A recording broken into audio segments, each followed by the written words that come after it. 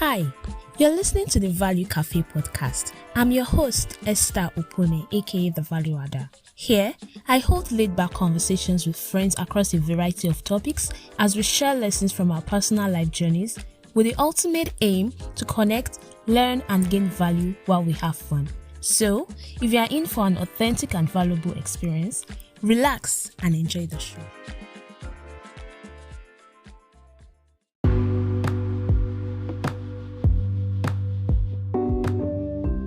Hi everybody and welcome back to the Value Cafe podcast with Esther. I am your host Esther Opone, and today I have a very interesting topic. I'm very big on adding value to lives and spaces, and one topic that actually really ties into that is the concept of responsible citizenship.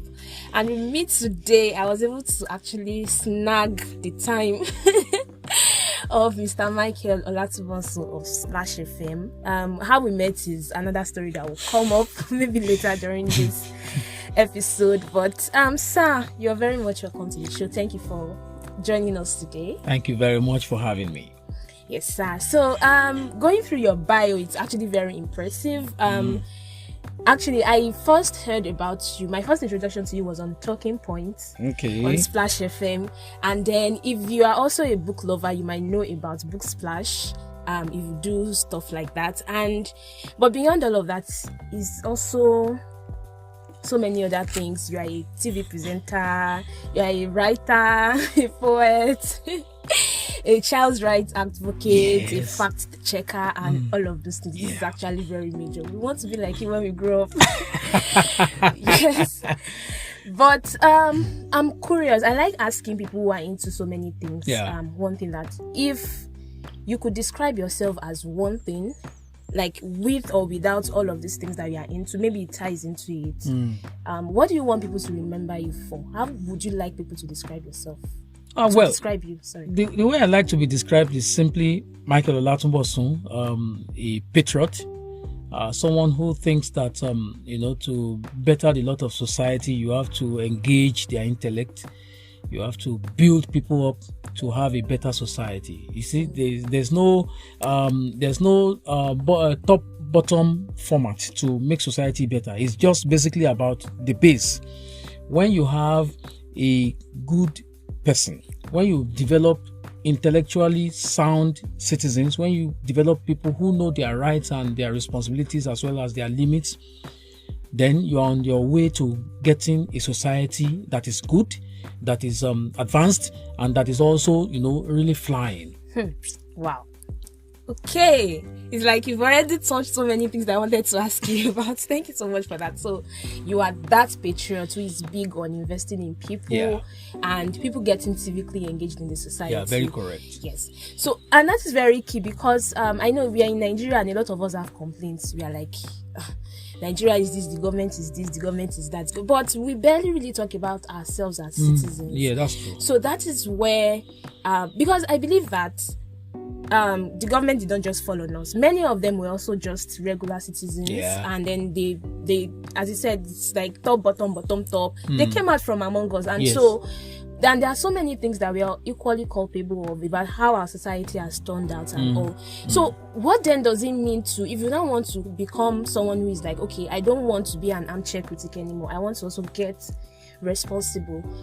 What then does it entail to be a responsible citizen? Okay, so number one, to be a responsible citizen, you have to first of all know your rights and your obligations. And a lot of people do not know that. That's the first thing, because you cannot even know whether you have, whether you are a citizen if you don't know what provisions have been made for citizens. You wouldn't even know what your rights are if you don't search and you don't essentially engage the space. You won't know the responsibility of government if you don't also engage the space. So you engage the space to learn and to know. So the first thing is, number one, know what rules and regulations, surround or guide, the citizens in your, or maybe you say your locality. If you want to use locality as maybe a microcosm to describe the whole, you can become a responsible citizen by first of all, learning what you owe the government and what the government owes you. These are very paramount for me. And I have a creed. I always say it wherever I go to. You see, Section 14 of the 1999 Constitution of the Federal Republic of Nigeria has amended, even though a lot of people have questioned the validity of that document. It still speaks a lot. If we go to that document a lot of times, we'll get a better nation, whether we're as citizens or as leaders. It tells me that the primary responsibility of the government is the welfare and safety of its people. Yes. So if you don't even know that the government owes you that, you will not know how to conduct yourself as a citizen. So you are basically going to be resorting to self-help. Self-help will beget more violence. So the best way to keep a society sane is to get the people to understand what is in the law for them, what the government owes them. So the government owes you safety and welfare, right? Yes. You also owe the government the sanity that will help the government to stay on that track and not be distracted. So what a lot of us do as citizens is we are always engaging the space without knowing the laws and the rules. I always say something. Many of us say that there's no government. I tell people still, see, we all think that there's no government until you break one rule. Then you will know that there's government. Shows up. Yeah. So in other words, it means that you didn't know that there is government because you are not doing the proper things. And one basic thing is to first learn. There's nothing that you can achieve in this world if you are not learning anything. So the first way to be a good citizen or to be an active citizen of this nation is to know what rules there are, what regulations there are, what obligations you have as a citizen, and what rights you have as a citizen. That is the fundamental. That's the cocoa. Yeah, that's the fundamental, the basic. That's the basic. You cannot negotiate that. If you don't know your rights, you will be trampled upon by everybody. People will look at you and ask you to shut up, where you should be speaking, where you should be allowed to speak. People will not let you speak. And so if you don't know, it stays that way. Look at one thing that has been provided for in the law. There's this law, I think it was made in 2015 or so. It's called Administration of Criminal Justice Act of Nigeria. That law says that even as a woman, you can bail a suspect. Because in those days, we used to think that it's only men who can bail suspects. So if you don't know, you don't know. But then there are still some people, I've heard some cases that they go out there and say that when they went to bail someone, those people, the police officers or whoever was attending to them would tell them that, no, you are a woman, go and bring your husband or your brother or anything like that. And I think sadly, a lot of people just go back, and it's really because they don't know that actually, and then those ones too we front for you, and then so the policeman who is doing that also does not know that there's a law in that regard. That's just the fact. So there are many people who appear to implement the law, but they don't know that law. So for instance, and it happens every time, but it's contrary to the law. This law that I'm talking about says that you cannot arrest somebody in lieu of another person. So if my brother commits a crime, you cannot come to my house and arrest me in place of my brother. You see, number one, if I don't know, the police will come and arrest me in lieu of my brother. And it happens. And then the policeman may not also know. Even if he knows, he's playing on your ignorance. So you see now that it takes two to tango. That's basically it. So because I now know, anybody who comes to arrest anybody in my compound and sees me and say, oh yeah, we will arrest you. So when we arrest you, he will show up. I will tell him. For where? I will tell him, of course, I'm a citizen, I'm a law-abiding citizen of Nigeria, but I hope you know that what you are doing is contrary to the laws of the Federal Republic of Nigeria. So he will step back. He will step back. So many times our rights are trampled upon because we don't even know that we have rights. You know when they say that ignorance is bliss, or that what you don't know will not kill you. Sometimes it will kill you. Better know. And then you made a very important point when you said self-help.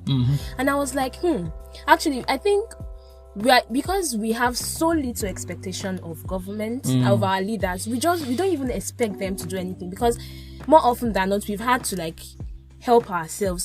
So there's no good water supply, you dig your own bowl or your own pumping machine. You buy generator to provide your own electricity. You pay security levy in your area and all that. So all you of do those all those things. Yes, of course, yes. Because we are falling under the tyranny of the alternative. So instead of asking the government to provide security, we provide security. So number one, we have done something. We have succeeded in allowing the government to continue to, perpetuate mediocrity. So we are enabling them. Yeah, we are enabling the system to, abuse us. That's basically what we are doing. So instead of asking the government to provide water or to make water to flow, we dig our boreholes, which has its own, side effects. It has its own problems much, much later, because the more the boreholes that you build, the more the danger that you expose your society to. That's scientific. So many of the times, what we think we are doing is to normalize the abnormal. So you find that the roads to your house are not good. Instead of prevailing on the local government to come and do the road, what you do is you go and buy an SUV, a car that has very good shocks. You see, it's even interesting. There was someone who said it. I was moderating an event in Lagos when this man said that even if you are going on a romantic getaway with your girlfriend, where you are supposed to be with your girlfriend alone, you hire a bodyguard. It's supposed to be a private getaway. Moment. You hire a bodyguard. So you didn't even know that if you are going on a romantic getaway, you should not have a third person. So we have normalized all these things. And that's why many people just either grumble or give up. And I think that there's also the part of I think a lot of people say that, or maybe if you're also an elitist, like unconscious elitism, such that not many people can afford to buy an SUV or like to make it work for you. And so at a point, people keep, when you keep stretching the limits, so this is not working because you can afford to like provide an alternative, you go ahead and do it. Yes. And then if you keep providing and like going into the alternative a lot of times until you now get to a point where you can't anymore, and then that is when you now start speaking up. And that would have been too late at that time, because and then there are so many other people who actually do not have the privilege that you have, and then they also need you to be an ally in speaking up about it. But because it's not affecting me, or I can still cope. You see, this lack of alignment is a big problem. And you see, the elite that you talked about, the elite, particularly the middle class, they have tried to insulate themselves from they are doing that because they think that they don't need the people down there. Unfortunately, no matter how your fence is, no matter how fortified your house is and all that, these people down there, the poorest of the poor, and those people whom you think that you are isolating yourself from, you are building fences and all that, they will come into your house one day. If you don't join them, or if you don't aggregate their numbers, or if you don't enlist them, or if you don't align with them to get government to do what is right. But you see, at the same time, many of us like that kind of, self-help approach. Many of us like the alternative because we don't want to pay, we don't want to pay taxes. Yeah, we don't want to pay taxes. So I was speaking to someone recently where I was complaining bitterly about the electricity bill in my house. And I was saying, let them just give all of us meter. One person in the crowd said, no, I don't want meter. I don't want prepaid meter. I said, why? And I said, I have 3 freezers. And I said, now, then if you can have 3 freezers, you should be able to pay. And then the man said, no, let it remain like that. So Nigerians want electricity, right? Yes. But they won't pay for it. So you see the issue. You are just trying to avoid a problem and assuming that you have solved it. No, you pay more. So by this system that we're operating, you pay more. So in my own house, for instance, I don't have a bakery in my house. I don't have a pure water factory and all that. But my bill in every month is about 7,000, 8,000 naira. Of course, if I have a prepaid meter and I spend 10,000 naira for electricity every month, I would know that it is pay as you use, not just estimated billing that they're bringing to me. So it is better to have all these things there. It's better to have traffic light. It is better to have, traffic light, so that I know that all of us are subjected to the same, the same rules.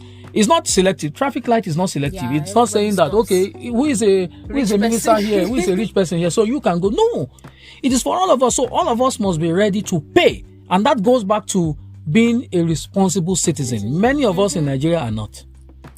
We benefit, I think, while we complain a lot about the things that do not help us, but then we also ignore the ones that we are benefiting from. Yeah. In a way. And I think, so I remember being at, it was GLS event and Global Leadership Summit, and we had one of the speakers, Mrs. Dorothy Osai, and she was saying something about an Uganda proverb she knows. Die a little.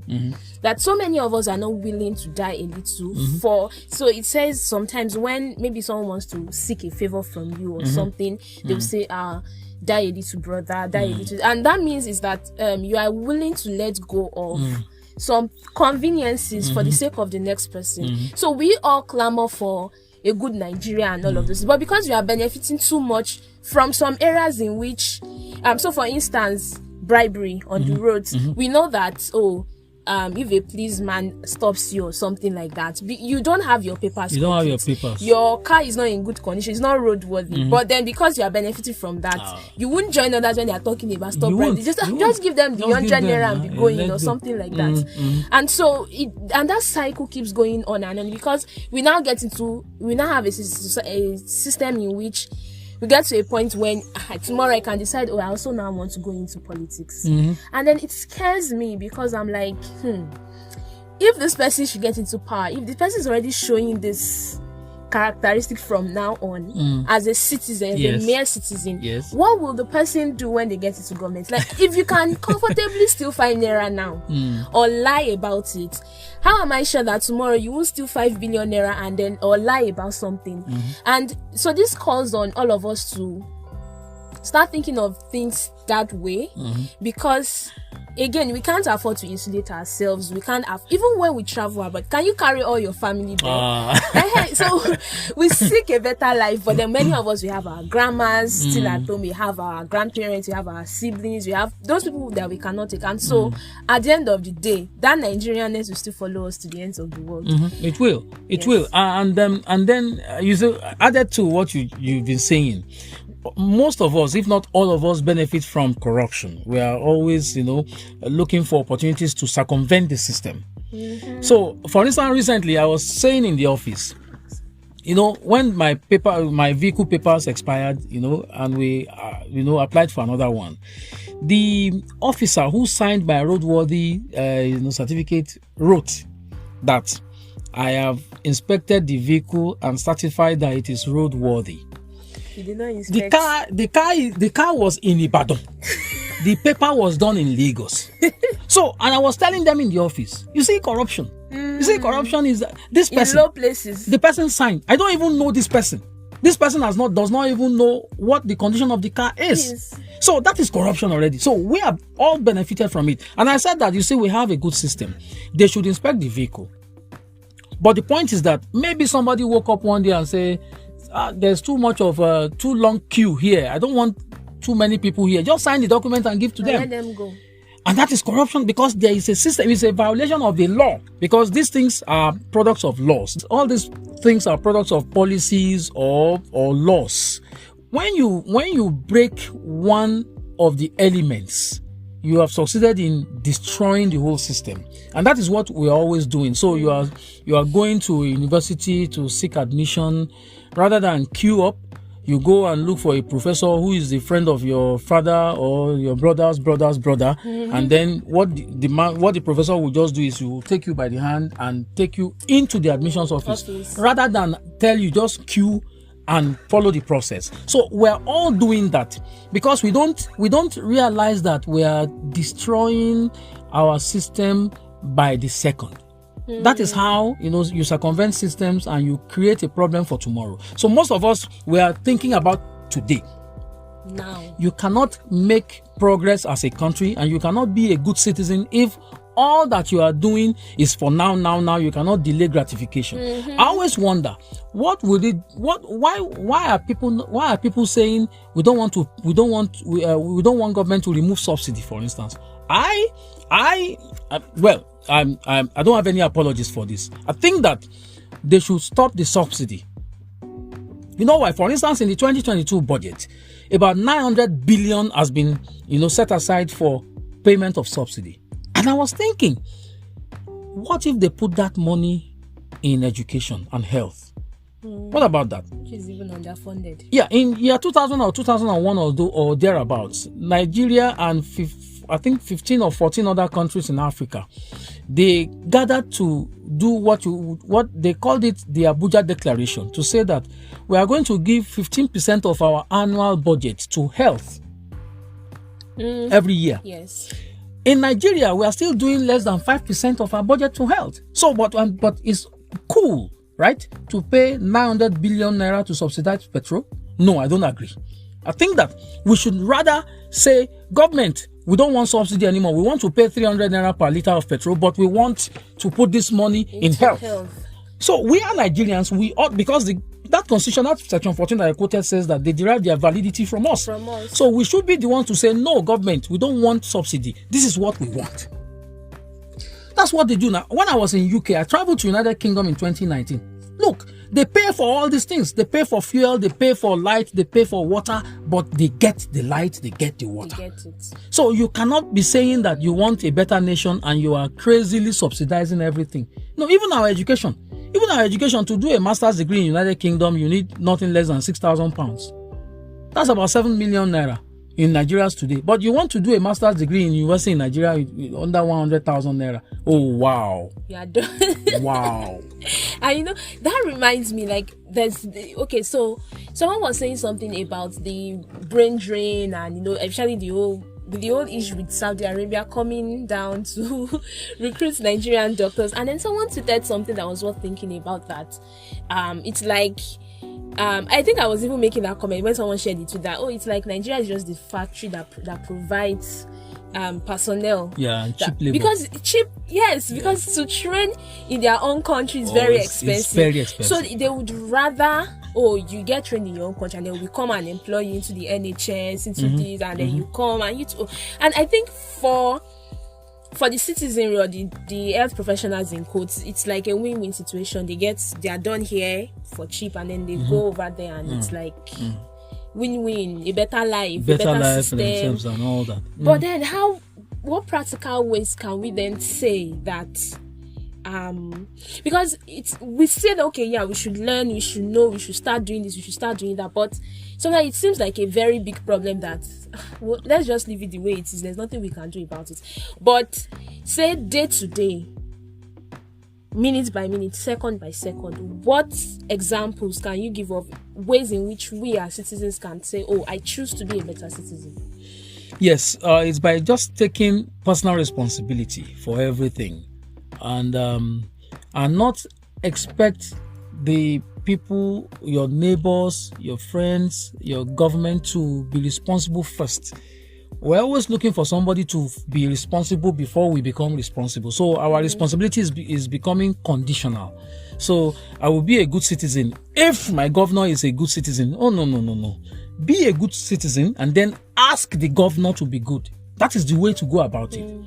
You see, all over the world, people want to break the law, but they know that there are consequences, which you don't have in Nigeria. We need to have consequences for every action. So, for instance, if you are irresponsible as a citizen and the law catches up with you, you will learn that you next time when you are out to be responsible and not say that there's no government. There is government. I always insist there's government. It's just that the government is also lax because the government doesn't want to be accountable to the people. That's why it's allowing the people, to go their way. But I say this. You see, I said it yesterday. We have over 200 million Nigerians. If all of us look away and allow this country to, go down the brinks, you know what will happen? All of us will become refugees in our country. Let me tell you something. The country with the largest population around us in West Africa should be Ghana, of about 27 million people. That's about the size of Lagos State. So imagine if 20 million Nigerians troop to any of these countries in West Africa. There's going to be trouble. There'll be trouble.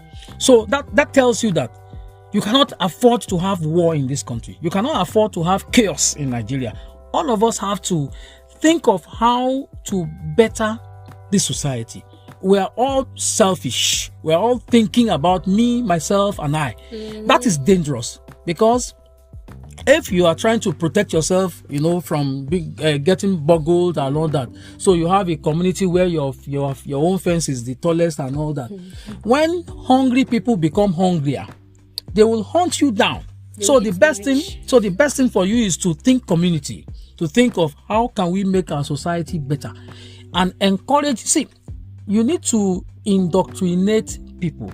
You see, all this Boko Haram and all these terrorists, what they do is they enter your head to convince you as to what you gain by following their ideologies, right? They are even willing to die. Okay, so what about those of us who are good people? What are we doing to convince people to be good?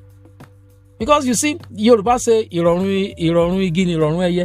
is to tell you that if the tree is not at peace, no bird will be able to perch on the tree. Yeah. So it's a give symbiotic, and take. Yeah, it's symbiotic. So we need to start to think along those lines. So what I want to charge Nigerians is this: please make every effort to be a good citizen. And you see, these things become habits. Even if you travel to US or UK, or you go to Europe and all these other countries, it will show that because you are a practiced good citizen. It will help you to adapt and adopt, whatever system they have there. So if you are an unruly citizen, you'll find it difficult to survive in Europe and all those places. Look at the way people are going to Saudi Arabia that you mentioned earlier. Saudi Arabia is a country that is ruled not by democracy. I hope people know that Saudi Arabia is a monarchy. It's a kingdom. It's described as Kingdom of Saudi Arabia. So in other words, they have rules and laws that are not like our own rules, where you can challenge anybody. You can't challenge the king in Saudi Arabia because you are driving against traffic and the policeman stops you and then you say, get out of the way. You can't do that in Saudi Arabia. You can't say that I have a right, to drive against. No. Even Saudi Arabia just started recently, loosening up, allowing women to vote and drive cars and all that. So, but a lot of people want to go to Saudi Arabia and practice as nurses and medical doctors. So if you are irresponsible as a nurse or doctor, you think that Saudi Arabia will allow you to be irresponsible and come and pollute their country? No. So you have to get used to being responsible for you to operate. Don't forget that we are also, as locals, as Nigerians, we are also global citizens. Yes. We should behave like people who live in advanced countries behave, so that we can get used to advancement and civilization. And when it comes, we will not have what you call culture shock. So, number one, Nigerians should know that to have a better country, you need to, number one, be a responsible person. And being responsible also extends to the ballot. You need to scrutinize those who are asking for your votes and vote the proper people. There's nothing like a wasted vote. Wasted vote. So even if 20 of you vote for a candidate that you consider ideal, they will still count 20 votes for that person. Don't assume that it is wasted. It is not wasted. So if you think that there's somebody who is going to contest in 2023 and change something, please go for them. If you accept 5,000 naira to vote, that is all that you will get. So you will still go and pay 75,000 naira for an average private school, rather than have your children go to quality secondary schools that are owned by government. I have never attended a private school in my life. My primary was government, my secondary was government, my university was government. But then there were gaps. I sat on the floor in primary school in Sokoto. I attended a school, it's called Marafadam Baba Primary School in Sokoto. I sat on the floor. It was not good. But the point is that I thought that if all Nigerians paid their taxes properly, the school would have been good.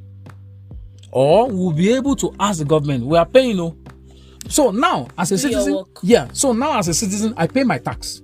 I pay my tax. In fact, it is deducted from the source. So I have a right to ask every government official to do their job because I pay. And usually tell them, I pay. I was in a police station recently and, I was in an altercation with the policeman and the policeman asked me I was calling somebody. I was just walking, pacing up and down. The man said, sit down. I said, no, I can't sit down. I'm talking on phone. I don't have to sit down. And the person said, you're crazy. I told them, you too, you are crazy. And he said that, you're in a police station. I told him that, see, this police station, when it was built from my father's tax. Today, if they build any new police station in Nigeria, it's from my tax. So it's my property. Don't tell me that. Any public property is my property. So when we begin to have a sense of ownership. We will begin to take care of some of these things. Because that's another thing. Maintenance culture it's very, I feel that's a topic for another day.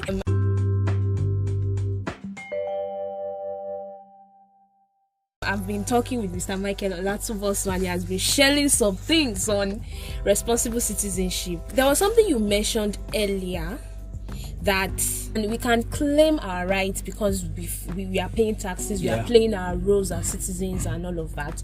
But then there's also this thing with trust. Because we are paying, even those of us that pay taxes and everything like that, we are still not seeing the effect. People have spoken of, we have clamored, we have said, government, do this thing, do your job or whatever, but they are still not delivering on that. And even the ones that now do the barest, I don't want to use the term barest minimum or something, like they actually do what they are supposed to do. They get pressed to the high level because unconsciously we have lowered the standard. So how do we then evolve out of that place? Like, it seems like there's no way out, because at the end of the day, people go on strike to demand for better things. People go to negotiation table. People do this. They talk. They do campaigns. They do all of these things. But it seems as if our government just do not care. We assume that the government does not care because we are not doing, our our campaign to demand for what is right in the proper numbers. So you see that, for instance, during the last election in 2019, about 16 million people voted for both Buhari and Atiku. Okay, that's about 93% of the total votes. When we want to ask for our rights, how many people go out to ask for their rights?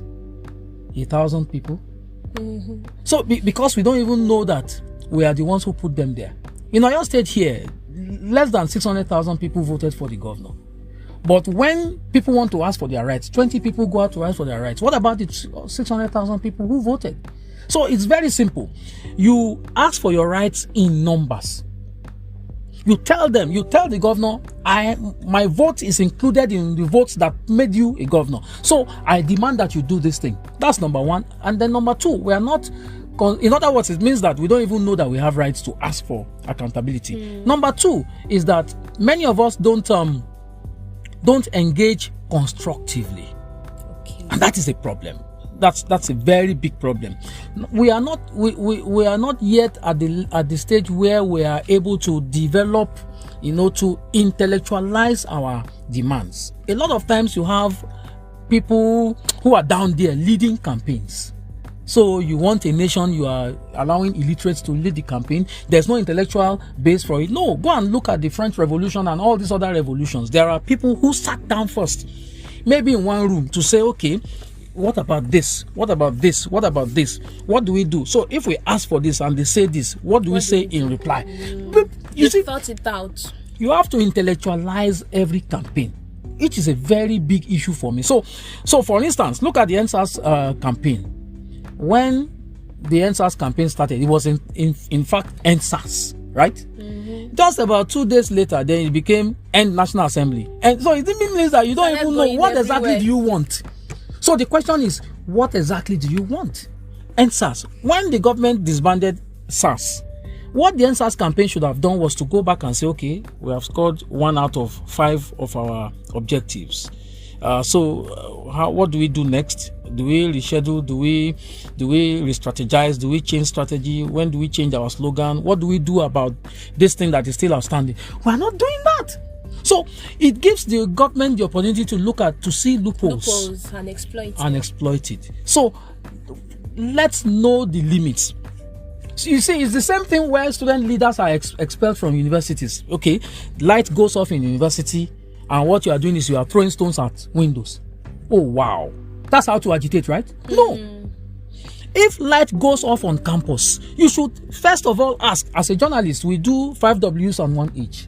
Why, what, who, and you begin to ask questions before. So in fact, sometimes you predict their answers before you set out. So, because by predicting the answers, you know how to engage them properly. So, if we say, light has gone off, Mr. Vice Chancellor, come and fix the light. And it says that it's from the national grid. So, what else do we say? The Vice Chancellor is not responsible for the national grid. It is the president who is responsible for the national. But you then know where to direct. You don't know where to direct your campaign. So you are throwing stones at glasses, at cars, and vehicles in university. Oh, would that bring light? No. At the end of the day, the university will now say, all of you who have broken glasses, you come and pay for it. Then the student union president will be expelled. That is why we have not been succeeding in campaigns. We need to intellectualize the campaigns and ask the question: who is responsible? Are we even fighting the right person? So these are very important. So, like I quoted recently, when I read Robert Schuller's book, it struck me a lot. It says, when you are faced with any situation, even if it's an emergency, don't quickly match the brakes because you have a tire burst. Just hold on. It says, stop. So what you do is first stop and then think. Okay, light off on campus. What could be responsible? Who could be responsible? Why is it happening at this time? So we need to know all these things. And then now it says, now decide. Okay, so what strategy do we use to fight this campaign?